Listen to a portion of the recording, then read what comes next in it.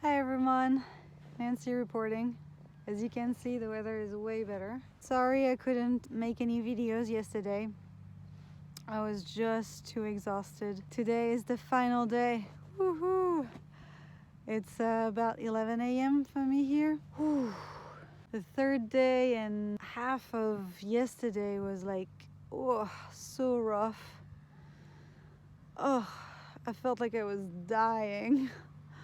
Oh my god, no kidding. It's been a challenge, this fasting, but I also uncovered a lot of incredible things. Yeah, I think I really went beneath it all. And I may have dared looking into behind one of the deepest masks I had.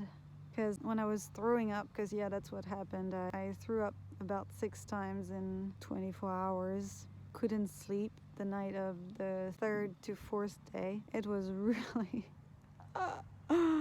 it was really hard, and it's when I actually finally emptied the bile that I felt release, because until I did, it was like my body wouldn't accept water.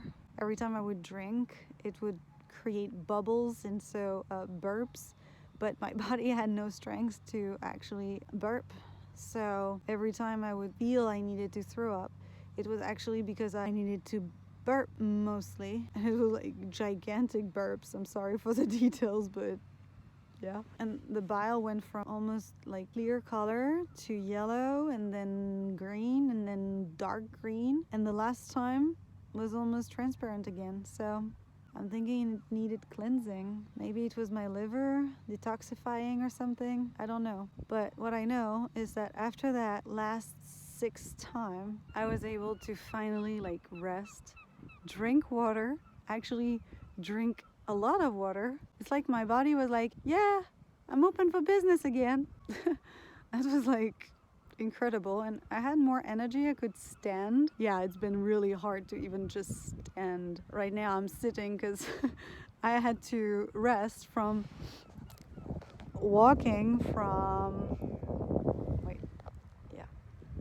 over there to here, so it's not far, but now I'm taking you there because I think I'm ready for it. And I'm wearing like tons of layers because here it's between 1 and 4 Celsius degrees, pretty cold, and my body, I lost 1.6 kilos every day.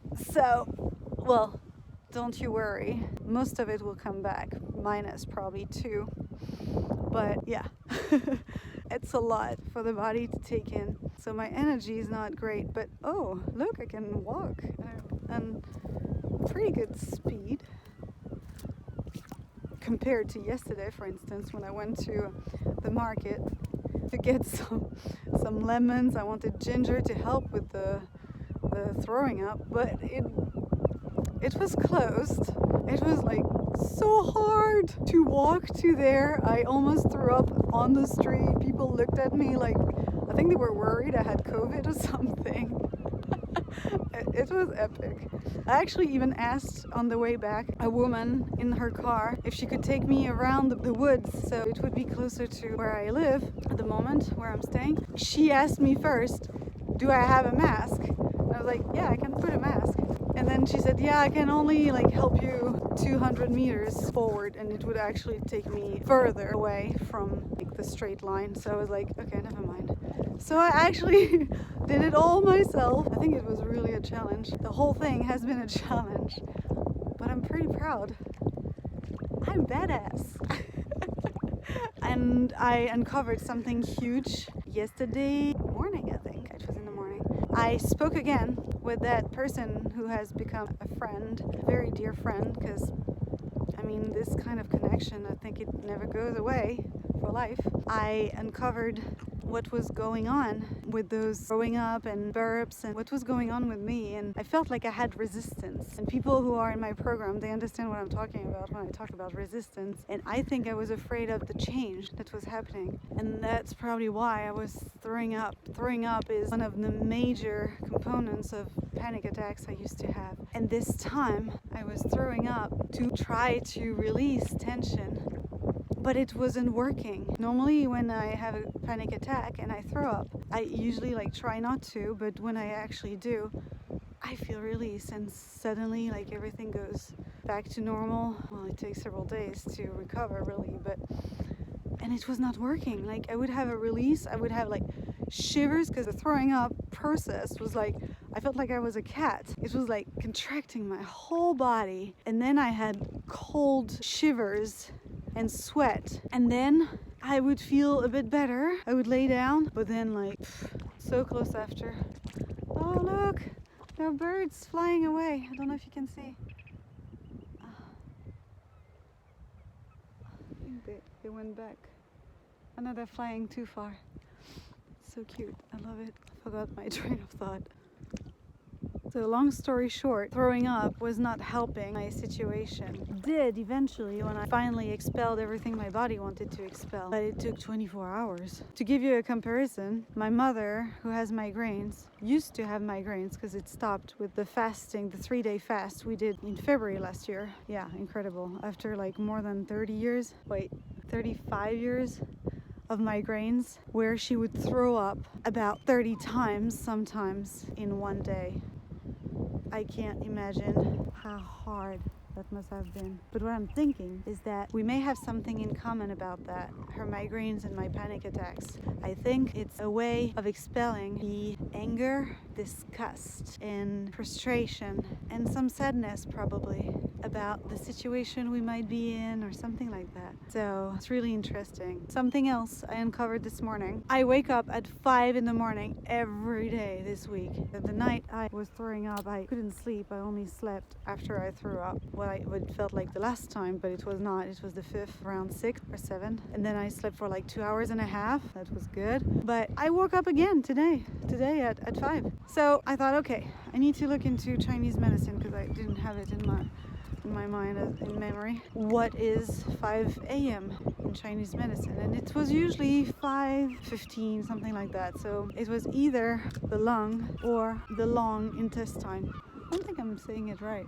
Anyway, it is about sadness. And so I thought, what could I be sad about? And I thought, well, maybe I'm sad about all the time I spent behind those masks. Maybe that's what I'm discovering. Maybe that's what I'm releasing. So maybe waking up at 5 is the large intestine trying to recover everything that it went through in my life, because it's been through quite a bit. When I was a bit younger, I even was diagnosed with IBS, which I was told I would have it for life, which I actually solved, not with drugs and everything the doctor was telling me to do, but by doing therapy and working through the issues and changing patterns and doing it my own way. And it actually worked because I could see my body reacting along the way. I'm not saying that drugs are not useful, but when it comes to the digestive system, you take care of what you eat. You take care, you can use, for example, psyllium. It helps. That's actually what he prescribed, part of it. But if your body is containing, like if it's holding on to the food, it's because you're holding on to a situation. And every time I would let go, that's when I would have release. And after I uncovered what was behind the issues and all that, it became normal. And now every time there's something going on with my, I don't have the word, awful poop, basically, I tell myself, okay, so what's going on? What's going on in here? And every time it gets solved and it goes back to normal. Yeah, I think life is like that. Life is a school. It's the school of life. So we have different lessons, every day something different, and nothing is bad. It's just a lesson to learn, something to go through, learn, so that it does not reproduce and repeat. So that's for my 5th day. I'll get back to you tomorrow when I start eating again. Here's I'm actually at the end of what I can go to. I've been walking on the rocks.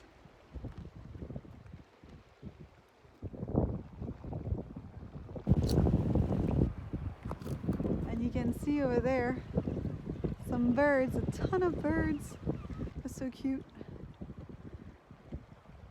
And that's where we were